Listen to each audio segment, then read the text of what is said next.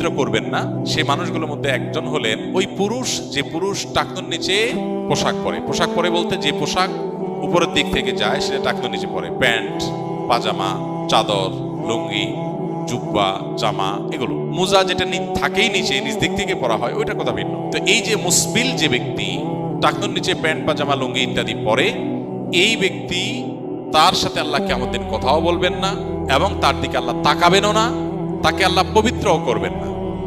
এই তিনটা ভয়াবহতা এই ব্যক্তির জন্য আছে, যে ব্যক্তি টাকনুর নিচে প্যান্ট, পাজামা, লুঙ্গি পরে। আমাদের দেশে অনেকে আছেন মসজিদে নামাজ পড়তে আসলে তখন প্যান্ট ভাঁজ করে। অনেক মসজিদে মুয়াজ্জিনরা মাইকে বলেনও যে টাকনুর নিচে যাদের প্যান্ট আছে প্যান্টগুলো উঠায় নেন। 2 নম্বর হলেন ওই ব্যক্তি, যে ব্যক্তি কাউকে দান করে খোঁটা দেয়, অথবা যাকে দান করেছেন তাকে নানার কথা দিয়ে কষ্ট দেয়। দান করেছেন, আল্লাহর কাছে আশা করবেন এর বিনিময়।